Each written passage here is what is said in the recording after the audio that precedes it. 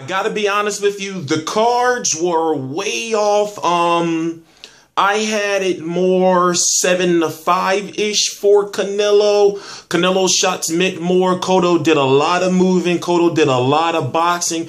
But when it comes to who shots meant what, Canelo was the more powerful fighter. I'm T-Street Controversy. This is T-Street Controversy Live. The new WBC champion of the world at 160 pounds, Canelo Alvarez, has defeated Miguel Cotto. And Miguel Cotto did not do a post-fight interview with Max Kellerman. I'm wondering, where does Miguel Cotto go from here? It just doesn't seem that Miguel Cotto at 160, you know, would have had enough power for GGG. Watching this fight and watching what Canelo was able to accomplish, that makes me think that Golovkin would have possibly knocked out Miguel Cotto. Now, Miguel Cotto fought a better fight defensively than I actually thought he was going to fight. But the problem was he just was too fucking defensive. He just, you know, he didn't go out there, you know, to impose his will on Canelo Alvarez. He went out there, tried to finesse his way into the fight. And in a way, it's kind of what he gets, because he burnt Golovkin for $800,000 and then told the WBC, fuck you and your belt, basically. And this is pretty much what happens. Canelo has some issues. Canelo still has some problems cutting off the ring, but he did a lot better in a 12-round fight than I actually thought he would do, since he didn't get the knockout. I'm T-Street Controversy. This is T-Street Controversy Live. I cover every single major fight live. Canelo says that after the fight, if he had, like, put it this way, he said after the fight in his interview with Max Kellerman that, you know, like, if Golovkin wants to put on the gloves now, he would fight him now. Now, of course, it's not that simple. It's not that clear cut. And honestly, Golden Boy Promotions, in the situation they've been in, where their three top stars are Canelo, David Lemieux, and Lucas Matisse. Two of those top stars, Lucas Matisse and David Lemieux, lost, so they needed Canelo to get a win bad. But to see those cards as far off as they are, you know, some judges giving Cotto only what, 2 rounds? You know, disrespectful. It's a shame, because Freddie Roach said he had bet his houses on Cotto, and that Cotto was going to knock out Canelo. Well, you know, I'm sorry, Freddie Roach, but you lost your houses. Where does Canelo go? I mean, where does Miguel Cotto go from here? Now, he made $15 million for this fight. If this fight does over 1.5 million pay-per-view buys, he can make somewhere around $30 million.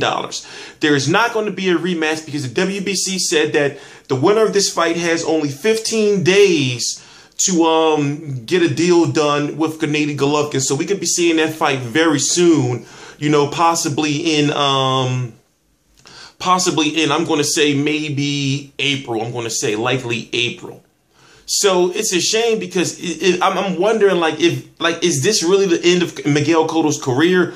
Where does he actually go from here? And I'm kind of stuck, because Miguel Cotto is still good and still can be in some big fights, but it just seems as though he really was weary and really trying to stay away from the power of Canelo. Canelo is not the type of fighter that you want to stand in front of. But Miguel Cotto had his points in the fight, but it just didn't seem as though his punches did anything to hurt Canelo in any way, shape, or form, to the point where Canelo was just walking him down majority of the fight. You know, the pay-per-view overall was good. I expected a little bit more action from the main event. I guess we all did. I guess we expected somebody to get knocked out in some way, shape, or form. But will the pay-per-view do 1.5 million pay-per-view buys? I'm not quite sure. You know, and maybe a lot of people are happy, because Cotto, you know, was never a real 160-pound champion, in my opinion. You know, fighting Sergio Martinez, him and Freddie Roach saw an opportunity to fight a fighter who was injured, you know, well, who wasn't the same fighter he was after the injury. And then they fought a Daniel Geale, a blown-up Daniel Geale, at a catchweight, a Daniel Geale who fought a Golovkin and got knocked out. And then they actually maneuvered their way into a big money fight against Canelo Alvarez, who is not, who says he's not a real 160-pounder himself. And I just think that the plan at 160 pounds just backfired in Cotto's face, especially since he lost the fight. He wasn't a champion, and if he would have won the fight, he wouldn't have been a champion.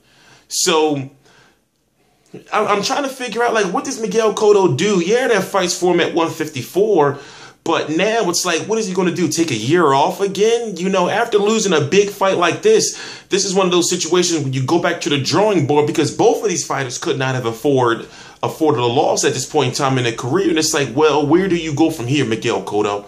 You know, there's fights I can name out there for him. For example, if Timothy Bradley moves up to 154 pounds, him versus Miguel Cotto would be a good fight, because Miguel Cotto's power at 154 may be too much for Timothy Bradley if Timothy Bradley doesn't decide to box. But at this point in time, you know, it's a shame, but it's really looking like the career of Miguel Cotto is over, and I don't know where he goes from here. Shout out to El Cinnamon. He still has some issues with cutting off the ring. That's something he's got to work on, you know, or he's not going to get far. And can Canelo beat Golovkin? That is the question. I don't know. I don't know if Canelo's going to be able to get past that jab. I don't know. You know, and the height is going to be an issue as well. But T Street Controversy. This is T Street Controversy Live. Follow me on Instagram at T Street Controversy. Follow me on Twitter at T Street Controversy. Follow me on Facebook at T Street Controversy Live. Please subscribe. I cover every single major fight live. Please subscribe.